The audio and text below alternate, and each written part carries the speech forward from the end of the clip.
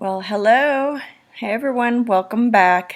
Yes, this is Sandi Ballard, as always, your host of the No More Excuses podcast. And I guess a little bit of Monday motivation. Hopefully, this week will help you get yourself motivated even a little more. If you have not already checked out my website, please do so at www.growing.biz. And if you are not connected with me on Twitter, SLBallard13, 13 is my lucky number. LinkedIn and my Facebook business page is Growing Forward Success Coaching. It would be a good idea to connect with me in all formats, or at least whichever one is your favorite, as I do post throughout the week, questions, articles, things like that. And I love to hear from you. It's a good way to connect and keep you thinking throughout the week. So, now that the formalities are out of the way, let's get down to business, right? Last week, on one hand, I'd say I'm glad that it's over. It was just a weird week. I did have a funeral to attend, but it was just kind of a weird week. And there is the office kitty meowing. And on the other hand, last week, I personally had some ideas come together, some clarity, and one other thing I did is changed a habit, because the last few weeks have been talking about progress and changing habits to achieve goals. One of the habits I'd fallen into, which I deeply adore, is my cheese and cracker and sometimes wine snack time at about 4:30 every day. And and no one had to actually smack the cheese out of my hand. I just listened to myself as I was recording the podcast, as a lot of times I'm going through what I'm writing about. But it was a decision I made to change that habit to help me achieve a goal, which is to lose a little weight, but I don't always need to snack. I mean, sometimes it's okay to be a little hungry, and many times I was eating just to eat. Again, it was just a habit I got into. It wasn't anything I needed. And, it was hindering me from achieving that goal of being a little bit healthier and backing off on the cheese. Now, I'm not saying I have not had cheese, like in a meal or something like that, and that cheese is bad. It was just something I chose to do. It was a decision I made to change a particular habit. So, what did you change? What habit did you break? Or are you thinking about trying to break? Much like anything, sometimes cutting down little by little works better for people versus, quitting cold turkey like I did. I did that actually with Diet Cokes many years ago. And I got to do it. I'm all in. And, now I'm 10 days without cheese and crackers. And it's okay, And the same goes for creating a new habit. Sometimes easing in is better than all in.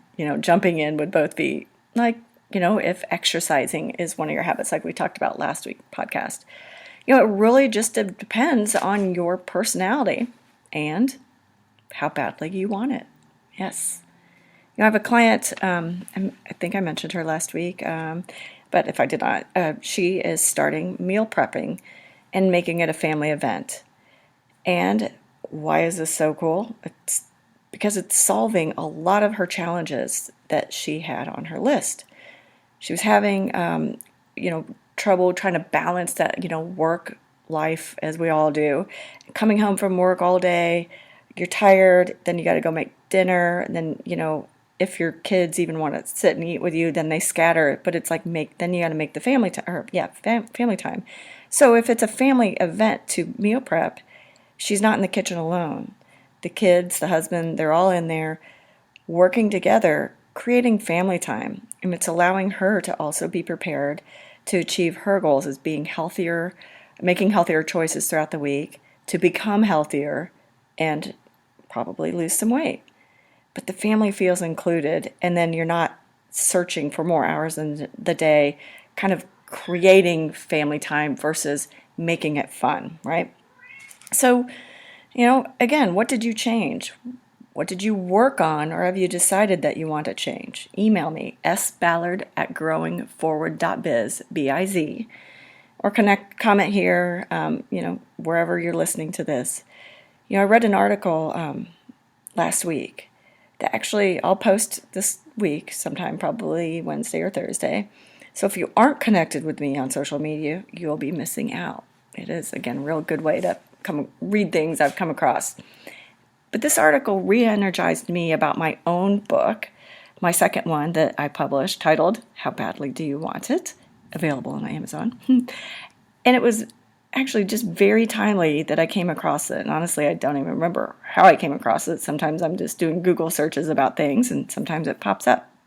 But with the last few weeks' podcast being about checking progress on goals, making sure your goals are truly goals, and how to accomplish those tasks associated with the goals, really starts by checking yourself, your habits, making adjustments, and creating new ones, like we've talked about, or I've talked about in the last podcast or so.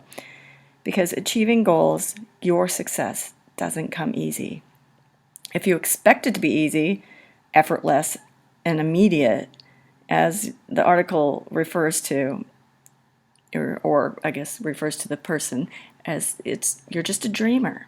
I mean, it's not bad to be a dreamer. Dreaming is good. It's how all kind of ideas really start, right? But the how has to be in place. The I wish I could, turn that into I will.